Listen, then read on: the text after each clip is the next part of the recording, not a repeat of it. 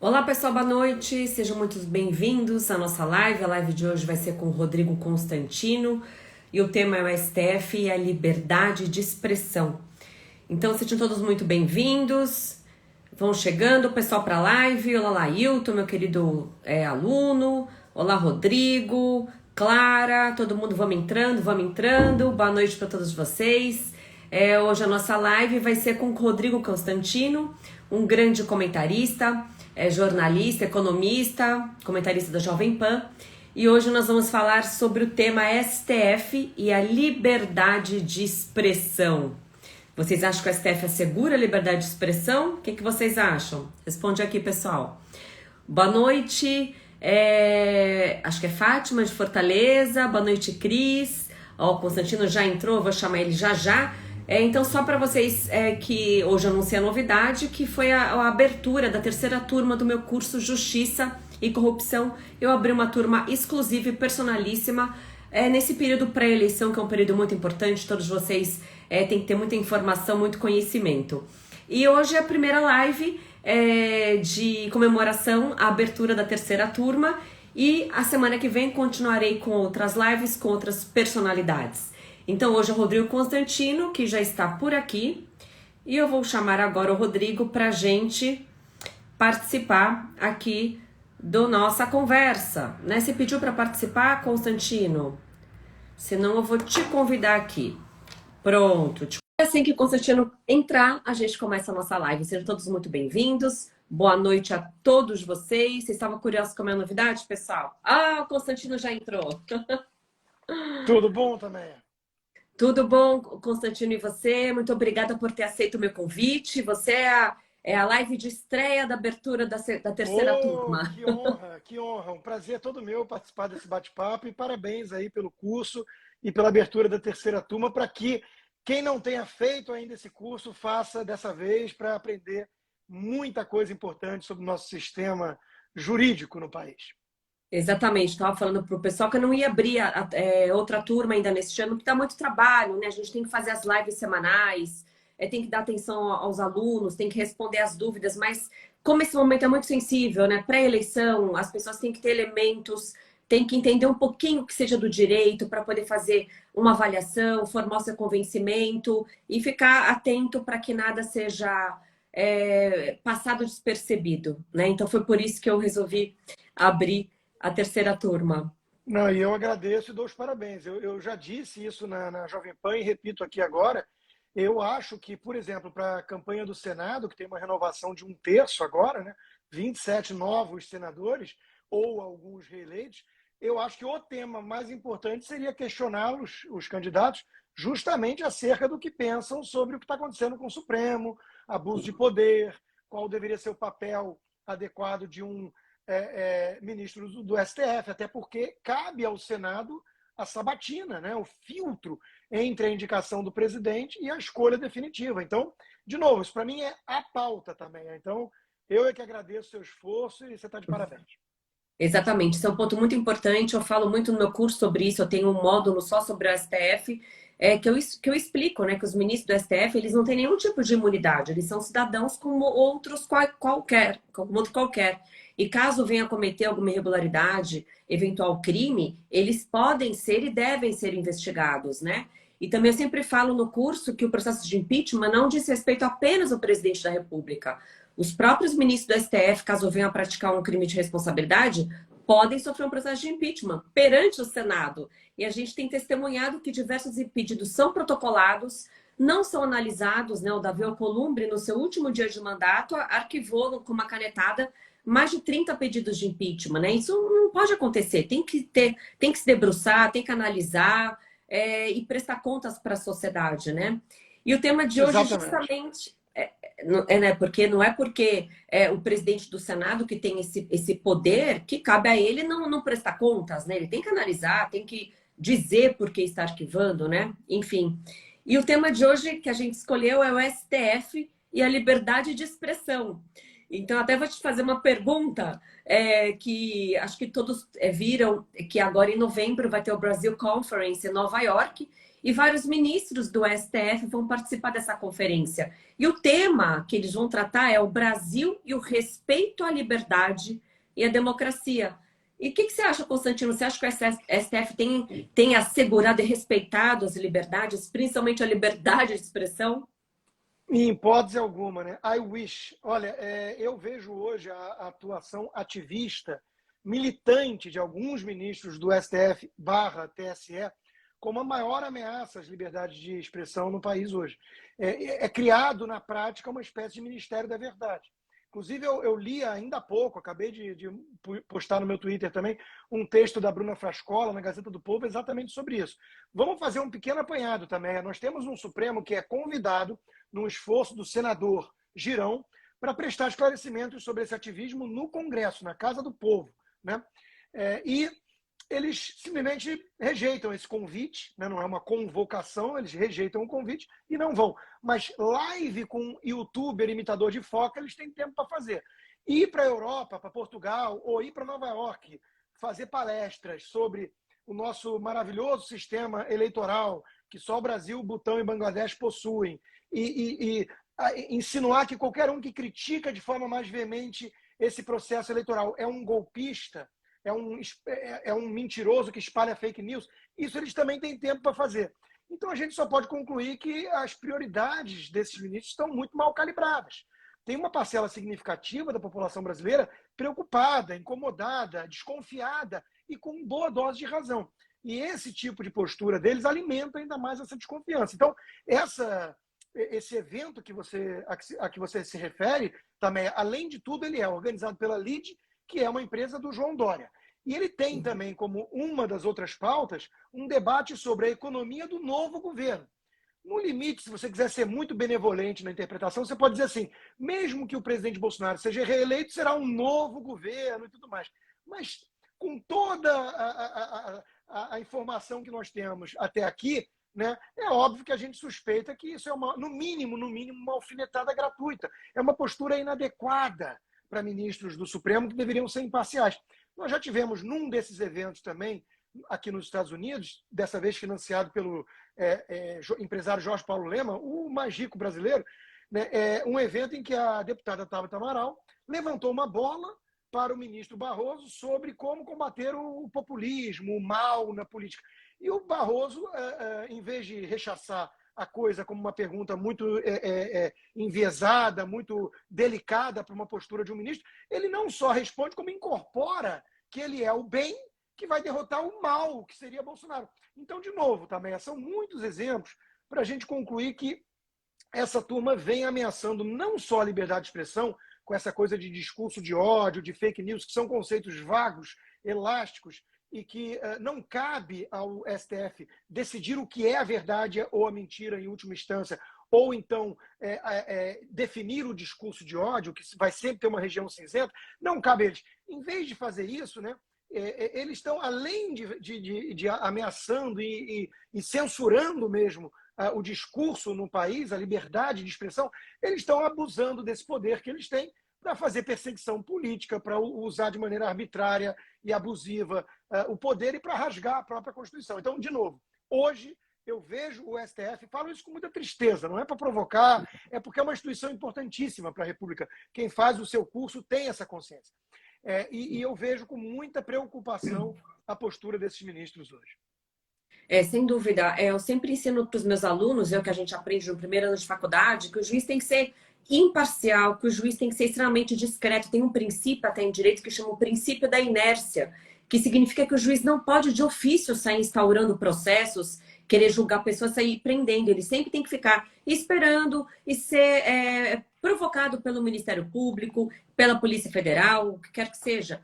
E, além disso, o juiz tem que ter uma postura muito discreta, que é o que acontece em todos os países democráticos, né? Principalmente os membros de uma Suprema Corte, né? Nos Estados Unidos é um exemplo, né? Que os juízes, eles se atêm aos autos, eles não podem ficar dando entrevistas, eles não podem ficar atacando outros poderes. Claro, eles são cidadãos, ainda que eles não concordem, por exemplo, com a postura do atual presidente, eles têm o direito de não concordar. Agora, não cabe a eles expor o que eles pensam, querer passar lição de moral, usar até qualificativos que beiram o crime, beiram não ao crime, como já foi chamado de nazista, né? Em conversas privadas que veio ao público, né? Um ex-ministro que se aposentou. Então, eu vejo isso com muita preocupação. Eu que sou da área jurídica, eu sei que isso não pode acontecer. Eles não podem ficar não só se intrometendo em outros poderes, mas fazendo juízo de valor, muitas vezes antecipando votos. Eles podem participar de congressos? Podem, na qualidade de professores, não há problema. Agora, esses congressos, eles são basicamente congressos políticos, né? E como diz o professor Ives Gandra, eu sempre gosto de salientar que não sou eu que estou dizendo, é o professor Ives Gandra Martins, que o STF se tornou uma corte política, não é mais uma corte jurídica, né? E voltando para a questão do tema da liberdade, a gente tem testemunhado pessoas que estão tendo a sua liberdade de expressão tolhidas, né? Como tivemos o deputado federal Daniel Silveira, que não só um cidadão, além disso, ele é um deputado que tem imunidade parlamentar. Vimos também o jornalista Nando Santos ter seus portais, o seu modo de subsistência cassado, impedido de trabalhar, suas contas bloqueadas, com prisão decretada. Então, é um momento que, assim, que eu, há 22 anos como procuradora, e na vida adulta há muitos anos, nunca testemunhei uma insegurança jurídica, uma insegurança institucional que a gente não sabe qual que vai ser o próximo passo. E com eleições para vir, né, que ninguém pode falar sobre as urnas, ninguém pode ter essa opinião que talvez as urnas não sejam seguras, né? Então as pessoas ficam com medo de expor a opinião, né? E você, como jornalista, acredito que fique também, às vezes, preocupado em falar alguma coisa que não possa, não é? Sim, sim, confesso à sua audiência aqui que eu já pensei algumas vezes assim, será que eu devo mesmo ir para o Brasil? Você nunca sabe. De novo, isso é um clima de Estado policialesco, de regime totalitário, né? Onde as pessoas são arrastadas de madrugada dos seus apartamentos, os vizinhos ficam apavorados e ninguém fala mais nada. Isso cria uma espiral de silêncio que é o intuito. E aí tem muita gente que fala assim, mas o Daniel Silveira provocou. Não, mas o Alan dos Santos é radical. Veja, isso não deveria importar muito, porque eles não precisam perseguir todos. Eles pegam justamente alguns ícones, e no caso do deputado Daniel Silveira, muito grave por ser um deputado e ter a imunidade material parlamentar, e eles dão um exemplo. E ali o recado está dado. Agora, veja, eu fui anotando algumas coisas enquanto você falava, Tamé, que a coisa que mais me impressiona nesse cenário todo que nós estamos discutindo, você acabou de trazer com 22 anos de Ministério Público, não vi uma situação dessa. Eu também, como jornalista, como economista, como cidadão, não me lembro de ter vivido algo assim. E aí a gente reage, e a turma de lá, e aí eu digo mesmo, coloco o dedo na ferida dos meus pares, a imprensa, jornalistas, né, fazem o quê? Rotulam você de bolsonarista, para encerrar a discussão, e passam pano para todo esse tipo de abuso de poder que a gente está justamente denunciando. Quer dizer, Bolsonaro é uma questão disso. A coisa é muito maior. Agora, o fato de ser Bolsonaro está forçando, de alguma maneira, essa turma toda do tal sistema, né, sair da toca e mostrar suas garras, mostrar sua verdadeira carranca por trás do manto nobre de democratas, discurso a favor da tolerância. Nada, eles são os que estão mais com raiva, perseguindo, desejando calar o outro e pregar censura. Então, por exemplo, o juiz que tem conflito de interesses, ele tem que se considerar suspeito, impedido. A gente não vê isso acontecendo num Supremo, onde alguns ministros já declararam ódio publicamente ao presidente em questão. Outra coisa, é o que você disse, é poder demais sem voto. Eles não foram eleitos, então eles têm muito poder na mão, por isso que todos os juízes, em todas as instâncias, eles têm que ser discretos e o mais imparcial possível. Não é o que nós vemos com esses palestrantes atrás de holofotes o tempo todo. Imagina se eles soubessem a postura de um Scalia, Antonin Scalia, que inveja, né, de quem tem um justice desse na Suprema Corte.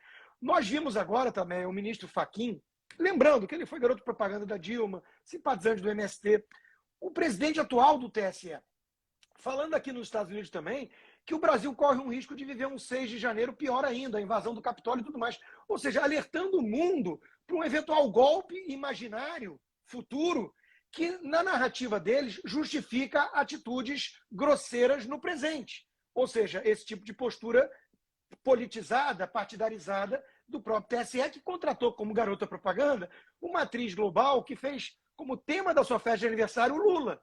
Quer dizer, uma petista assumida. Então vai somando, né?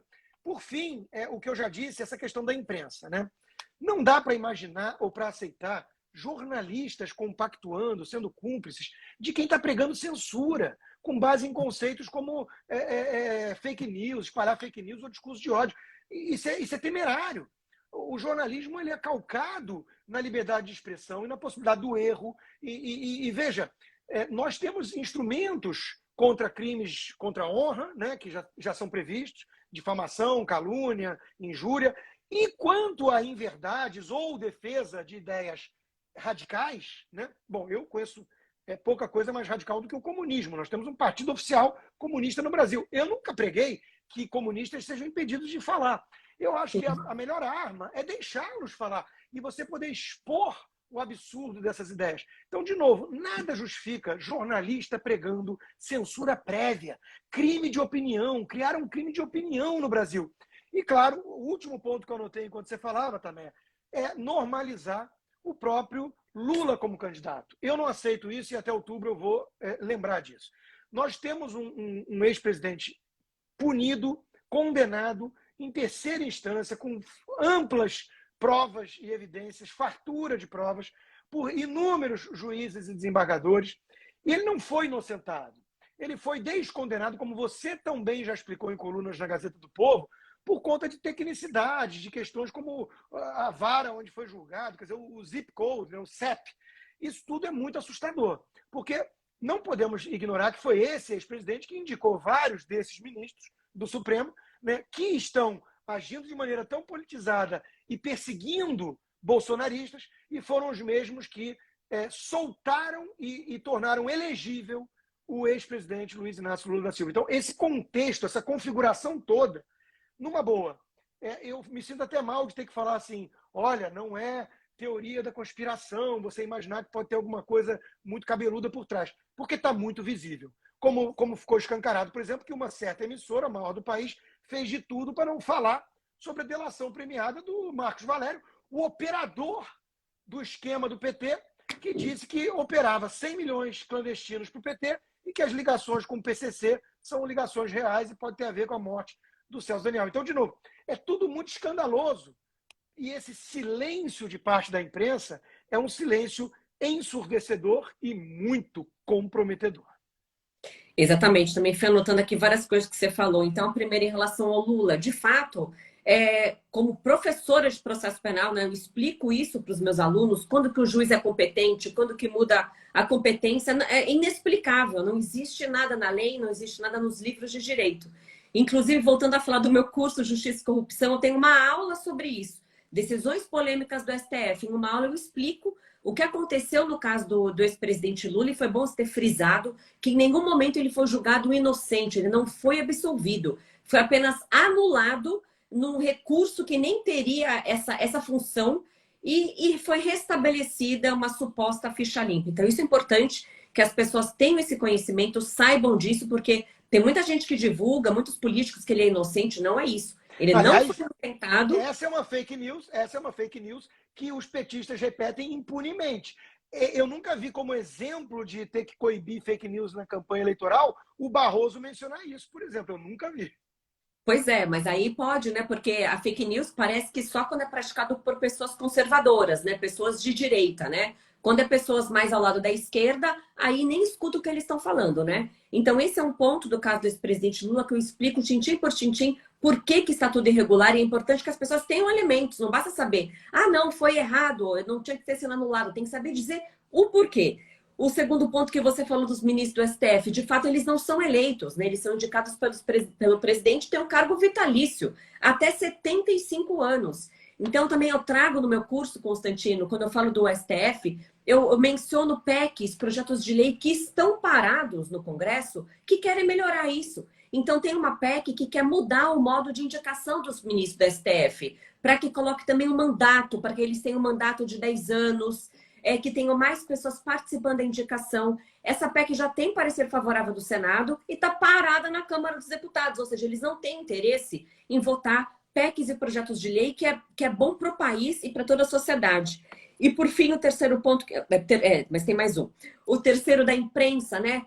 Isso é um absurdo, né? Jornalistas que pregam censura dos outros, né? Aí ele é conservador, ele é de direita, é liberal, então tem que censurar. Eles praticam fake news. Agora, eles tinham que ser os primeiros a defender. Ainda que você não concorde com o que o outro está dizendo, você tem que defender a possibilidade dele dizer. Aí garantir a liberdade de expressão, que é depois da vida e da liberdade de ir e vir, é a liberdade de se expressar, que é um dos direitos naturais do cidadão, não tem que estar escrito na Constituição para ser um direito assegurado. E o último ponto que você tocou, que também é muito importante, né, sobre a delação do Marcos Valério, dessa relação do PT com o PCC, foi meu último artigo também essa semana, na minha coluna na Gazeta do Povo.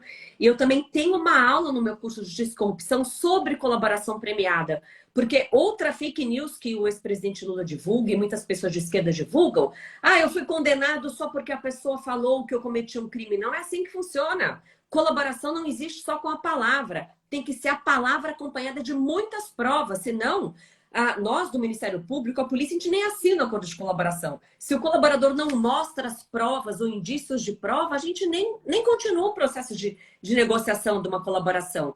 Então, como eu falei nesse meu artigo, tudo leva a crer que há plausibilidade sim no que ele está falando. Porque foi já foi homologado pelo ex-ministro pelo próprio STF, né?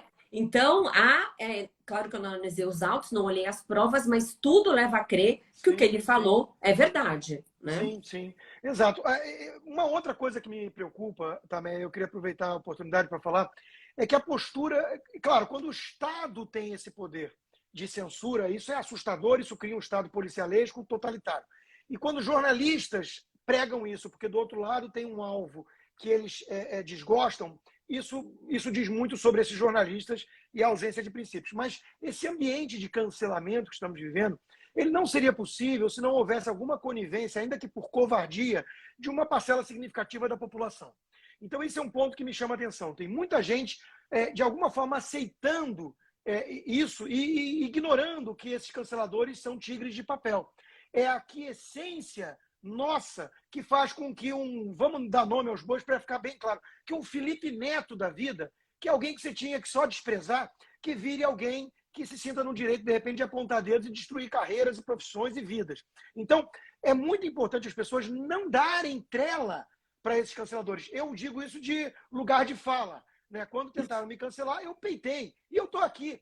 Então, é muito importante as pessoas entenderem isso, porque tudo que os canceladores precisam é da covardia, criando uma espiral de silêncio. Então, o Estado, as leis e os jornalistas aplaudindo censura já é algo temerário o suficiente. Quando a própria população aceita de forma passiva esse estado de coisas, aí nós vamos cair mesmo num lugar muito perigoso. Outra coisa que me chama atenção em relação ao que você disse, até a frase que eu lembrei na mesma hora, foi aquela atribuída ao Voltaire, né, que seria supostamente atribuída a ele contra Rousseau, que era alguém que ele considerava um poço de vileza. Não concordo com uma palavra do que dizes, mas defenderei até a morte teu direito de dizê-las. Nós estamos vendo hoje, aí entre a esquerda e a direita, tem uma ala da direita assim também, que é um tribalismo, o recrudescimento de um tribalismo, que faz com que você mude de postura, adotando posturas incoerentes, portanto, dependendo de quem é o alvo. E isso é um equívoco. Nós temos que ter, contra o tribalismo, uma postura calcada em princípios. Eu dou um exemplo também comigo mesmo. Quando o Danilo Gentili, que é alguém que eu tenho os piores adjetivos para descrever em relação a um monte de coisa da conduta dele. Quando ele foi alvo de um certo ataque coordenado e tudo mais, e tentaram censurá-lo, tentaram calar o Danilo Gentili, eu saí em defesa. E aí eu achei curiosíssimo isso, porque mostra a mentalidade tribal dele, quando ele disse assim, obrigado, mas eu não pedi e não preciso e não quero a ajuda de alguém como você. E aí eu retruquei dizendo o seguinte, você não entendeu, né? E aí mostra a coisa. Eu não saí em defesa do Danilo Gentili, eu saí em defesa de um princípio. Não importa quem é o alvo, se estão pedindo censura prévia, eu vou lutar contra, porque isso amanhã, hoje é o Danilo Gentili, amanhã sou eu. Então, é a defesa de princípios que nós precisamos enaltecer aqui, porque, de novo, senão nós vamos cair nesse tribalismo também, onde ninguém mais vai defender a liberdade de expressão. Vai defender a censura o salvo-conduto para o meu time e a censura para o meu adversário, de acordo com para onde o vento está apontando ali. E se todo mundo pensar assim, nós vamos acabar sem liberdade de expressão. Então é muito importante as pessoas entenderem isso. Nós temos que defender o conceito, a ideia, esse valor tão nobre dentro da civilização ocidental, que é a liberdade de expressão. Primeira emenda americana, primeira emenda da Constituição, você poder defender as suas ideias, ter o credo que você quer, e a segunda emenda, obviamente, veio a reboque para poder defender a primeira emenda, ou seja, o direito de portar armas, né? Isso é uma outra discussão. Mas, enfim, uma sociedade acovardada, uma sociedade tribal, uma sociedade onde aplaude-se a censura porque o alvo é seu inimigo. Essa é uma sociedade fadada ao fracasso. Exatamente, exatamente. Quando a gente defende a liberdade de expressão, não é só da liberdade de expressão daquelas pessoas que a gente concorda, mas de qualquer pessoa. Quando a gente defende um devido processo legal, não é só para os nossos amigos, é para todos. Por exemplo, recentemente, naquele malfadado inquérito das fake news, né? Que o próprio ex-ministro Marco Aurélio chama de inquérito do fim do mundo, foi incluído o PCO, o Partido da Causa Operária, né? Um partido que tem uma ideologia de esquerda, uma ideologia meio comunista, né? A gente concorda com essa ideologia? Não. Agora, a gente concorda com a inserção da... Nem o partido nem pode ser investigado, já é um erro técnico de inserir uma instituição, né? Mas o presidente do partido deveria ser investigado nesse inquérito? Não. Não, lógico que não. Ele tem foro privilegiado perante o Supremo? Não tem. Se eventualmente os responsáveis pelo partido praticaram alguma ameaça contra algum ministro, praticaram algum crime contra a honra, que seja investigado, mas no foro competente, no juiz de primeira instância. Então é isso que as pessoas têm que entender, que a gente tem que defender as causas, os valores, ainda que seja o valor do inimigo que foi tolhido, ainda que seja a liberdade de alguém que a gente não concorda, não interessa. O importante eu dou um exemplo sobre isso, muito claro, né? É muito perigoso, e a gente está vendo isso crescer muito nas últimas décadas e mais ainda nos últimos anos, né? É muito perigoso quando a gente acha que qualquer coisa que nos faz ofendidos, e há um critério muito subjetivo para isso, deve automaticamente nos conceder um direito de censurar ou de calar, né? Então, assim, a gente está vendo isso acontecer o tempo todo hoje. Não, mas isso me ofende. Ora, lamento, né? É por isso que a gente fala da sociedade mimizenta, flocos de neve e tudo mais. Assim, os seus sentimentos, eles não estão acima de certos princípios, porque se todo mundo que começa a se sentir ofendido com tudo que é dito, com piadas, com opiniões fortes, com ideologias, eu me sinto ofendido com tudo. E todo mundo que se sente ofendido acha que isso é um direito de você partir para a censura, como é que nós vamos acabar aqui? Então, de novo, também, o grande equívoco que eu vejo é que todo mundo que defende isso se coloca sempre do lado do legislador, do tirano, do déspota esclarecido. A gente vê muito isso na turma do Vale do Silício. Essa turma que está defendendo, de alguma forma, proibição, por exemplo, em redes sociais, de você questionar a vacina durante a pandemia, de você ir contra o lockdown. Essa coisa da tirania em nome da ciência. A gente está vendo muito essa turma defender esse tipo de coisa porque eles estão com o poder na mão. Mas basta um momento de reflexão para a gente falar assim, sai do lado hipotético de legislador e se coloca do outro lado. Agora, a maioria ou a minoria barulhenta e poderosa acha que é ofensivo falar certas coisas que você considera fundamentais, crenças básicas na sua vida. Como é que fica?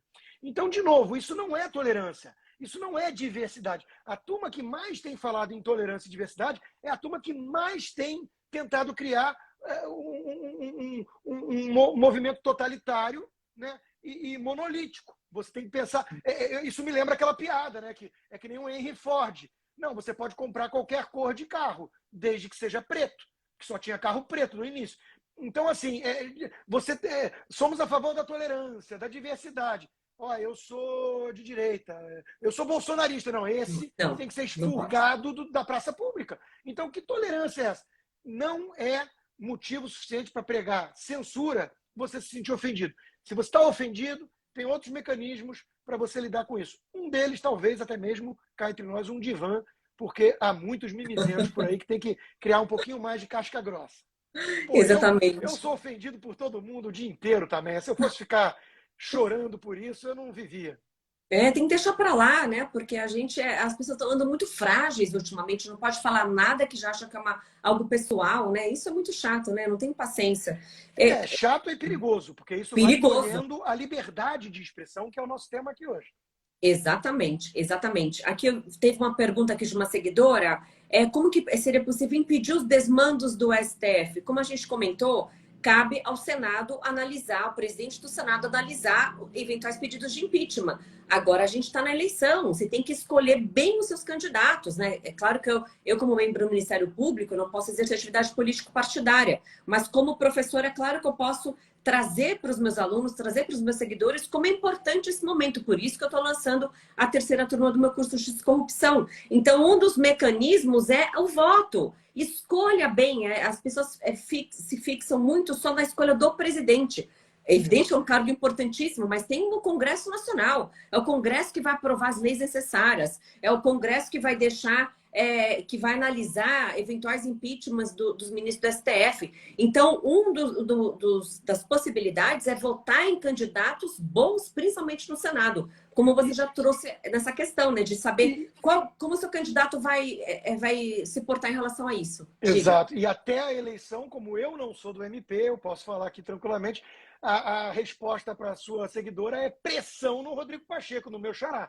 É muito poder concentrado nesse sujeito, que tem se mostrado um tanto vaselina e tem sido o único obstáculo entre milhões de brasileiros e os ministros blindados do Supremo Tribunal Federal, que são alvos de pedidos embasados de impeachment e que estão engavetados por conta do Rodrigo Pacheco. Então, é muito importante exercer esse tipo de cidadania, pressão Sim. no senador. Sem dúvida. Eu vi que já chegou aqui nosso horário, né? Que o Constantino gentilmente aceitou meu convite, mas ele tem um compromisso logo em seguida. Eu ainda vou ficar mais um pouquinho para passar umas Um informações. compromisso inadiável, porque todo mundo sabe o que eu faço na minha quinta-feira à noite, não é segredo para ninguém. O problema é que hoje é na minha casa, então eu não posso. Daqui a pouquinho está chegando gente aqui, mas ainda temos aí uns 5 minutinhos, 2 minutinhos, daqui a pouco chega gente. Eu quero mandar também um abraço para o seu seguidor Lailton, que eu E soube meu que é um aluno grande fã também. meu. Seu aluno. Ó, que beleza. Então esse está por Ela. dentro dos temas, por isso que é meu fã, está por dentro dos temas de corrupção e de direito. Isso, o Laís está acompanhando aqui a live. O Lailton foi meu aluno da primeira turma Justiça e Corrupção. É um rapaz de 20 anos e depois de fazer o meu curso, ele resolveu cursar direito, sabe? Olha Eu que tenho legal. vários alunos que não eram Isso da. nos enche de esperança, né, Tameia? Sim, Eu tenho feedback de gente, às vezes, de 15 anos, 16 anos de idade, que chega para mim e fala assim: eu vou fazer economia porque eu li seu livro, porque eu te acompanho. E a gente fica, assim, realmente esperançoso no país, né? Porque são declarações alvissareiras, né? Gente que sim. está ligada, cada vez mais gente politizada. Hoje a gente fala, e é verdade, tem mais gente capaz, talvez, de escalar o Supremo Tribunal Federal do que escalar a seleção brasileira de futebol. Sim. Isso é uma mudança de algumas décadas atrás. Então, a turma está atenta, a turma está fazendo teu curso, a turma está fazendo meu curso, a turma acompanha o Jovem Pan, a turma lê a Gazeta. Isso vai dificultando o trabalho dos censores, o trabalho Exa- daqueles que querem usar o poder de maneira arbitrária, que querem calar o contraditório. Isso vai dificultando o trabalho deles. Essa é a receita. Trazer esclarecimento cada vez para mais gente. Isso, é o que eu sempre falo, eu falo para os meus alunos que a proposta do meu curso é a seguinte, que informação é poder. Você tem que se informar, você tem que ter conhecimento para torná-los um cidadão mais completo. Porque se você não souber os seus direitos, não souber os direitos de uma nação, o que um membro do STF pode ou não pode fazer, você não sabe para que lado ir, né? Você fica sem Não, rumo. você acaba, se não fizer o curso da Tamé, você acaba com narrativas pitérnicas do tipo assim, e eu já ouvi isso ao vivo, né? Imagina, eu quase me suicidei, né? Que eu ouvi assim, não, o Supremo tem a última voz sobre o que é ou não constitucional.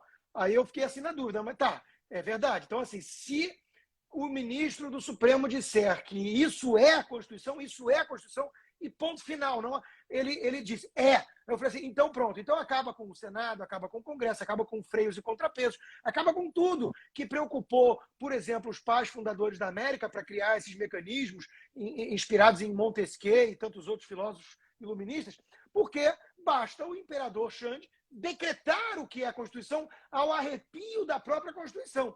A Constituição diz lá no artigo 53 tal. Ele ignora isso e não temos o que discutir. A Constituição é a cabeça do Xande. Isso é uma interpretação, uma hermenêutica para lá de elástica, né?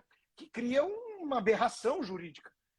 Exatamente, exatamente. Isso que eu quero, que as pessoas tenham elementos, né? Embora caiba ao STF ser o guardião da Constituição, meus alunos, meus seguidores têm que saber quando algo é inconstitucional. Ainda que formalmente o STF diga é constitucional, a gente tem que saber que muitas vezes não é. E a gente tem o direito de dizer. Né? A gente pode não concordar, não é porque eles que deveriam defender a Constituição. Então, esse senso crítico que eu quero passar para os meus alunos. E olha o livrinho que eu estou aqui, que eu estou lendo, ó, Constantino, o seu livrinho aqui. Maravilha. O mínimo sobre... Diz para quem está vendo e não sabe onde é que vai para se inscrever na sua terceira aula do curso. Ah, exatamente. Eu ia falar isso, eu achei que você já tinha que sair correndo, então eu vou falar. Então, pessoal, as inscrições vão ser abertas dia 14 de julho, às 7 da manhã. Agora já tem um link aqui na minha bio, aqui no meu Instagram, que você vai ser redirecionado para um grupo de WhatsApp. E lá, eu e minha equipe, a gente vai tirar todas as dúvidas que vocês tiverem sobre curso, sobre as lives, certificado. E na segunda-feira, o grupo está silenciado para esperar o pessoal entrar. Segunda-feira vai ser aberto para tirar as dúvidas. E dia 14 de julho, né? A queda da Bastilha, dia do aniversário da minha avó, vão ser abertas as inscrições e quem estiver no grupo vai ter prioridade nas vagas, que vão ser limitadas. Aí também, Constantino, os 50 primeiros que se inscreverem, eles vão participar de um debate, que eu não posso falar ainda quem é o convidado especial, que é um grande debatedor, uma pessoa muito inteligente e divertida. Então vai ter uma live pelo Zoom, onde o aluno vai poder estar junto comigo e junto com esse convidado para fazer um debate. Vai ter outros bônus. Então, clica aqui na bio, no meu Instagram, que seja vai ser direcionado para o WhatsApp, você que tem interesse em participar da minha terceira turma. Então, maravilha. Muito obrigada pelo seu tempo precioso, por ter ficado esse tempo aqui com a gente. Meus seguidores agradecem. E bom poker para você agora. Eu que agradeço a oportunidade também. Parabenizo uma vez mais você pelo empenho de educar, de trazer para nós todos, né? Eu também não sou, né, especialista nessa área, trazer informação preciosa para a gente se tornar cidadão melhor, né? Cidadão mais consciente. Então, eu que agradeço a você. Muito obrigado e boa noite. Obrigada, Consta. Então, você já pode sair. Eu vou dar um recadinho final aqui para o pessoal, tá? Até mais. A gente tem que clicar no xizinho aí. Então, pessoal, essa foi a nossa primeira live com o Rodrigo Constantino. Na semana que vem, vou fazer mais lives com outros convidados, com convidados bem bacanas que eu vou divulgando ao longo da semana. Então, você que entrou agora aqui na live, que veio do perfil do Constantino, passa a me seguir. Se você quiser aprender mais sobre direito, sobre política, se inscreva no meu curso, entra aqui no link da bio, que você vai ser direcionado para o grupo de WhatsApp para tirar todas as suas dúvidas. O meu curso é para qualquer pessoa, não é só para quem é da área jurídica. Qualquer pessoa, médico, enfermeiro, jornalista, marceneiro, qualquer pessoa pode fazer para se tornar um cidadão mais completo, entender e poder participar desse debate político neste momento pré-eleição, que é um momento muito sensível e muito importante que todos vocês participem. E para vocês participarem da política, não é no sentido de ser candidato, é de entender o que está acontecendo, acompanhar os debates, ter argumentos para debater. É importante que vocês sejam referência na sua família, no grupo de amigos, no trabalho, que vocês entendam as notícias, que saibam fazer críticas com conteúdo. Então, a proposta do meu curso é essa, é trazer o direito para vocês de uma forma fácil, olhando para a política. Eu explico quais são os 3 poderes, qual o papel de cada poder, o que é uma CPI, o que é impeachment, falo sobre o STF, explico o que é Ministério Público e falo muito sobre corrupção. Inclusive, eu falo das últimas operações de combate à corrupção que nós tivemos, que a gente não pode esquecer. Eu falo da Operação Anões do Orçamento, Operação da Máfia das Sanguessugas, o escândalo das ambulâncias. Falo do Mensalão, obviamente da Lava Jato, que eu fiz parte da Lava Jato aqui em São Paulo. E falo também da Operação Covidão. Então, quando vocês estiverem nesse módulo, vocês vão ver que pessoas lá dos Anões do Orçamento, como, por exemplo, o Jadel Vieira Lima, foi preso agora na Lava Jato, né? Aquele que tinha um bunker com 50 milhões de reais. Então, para mudar esse cenário de corrupção endêmica e sistêmica do nosso país, é necessário entender como a corrupção funciona, por que ela funciona e o que pode ser feito para minimizá-la, tá? Então, foi um grande prazer falar com vocês. Boa noite a todos vocês. Se tiver interesse, clica aqui no link da bio, entra no meu grupo do WhatsApp, que vai ser um grande prazer ser professora de vocês, tá bom, pessoal? Então, boa noite, um grande abraço para todos vocês. Até mais!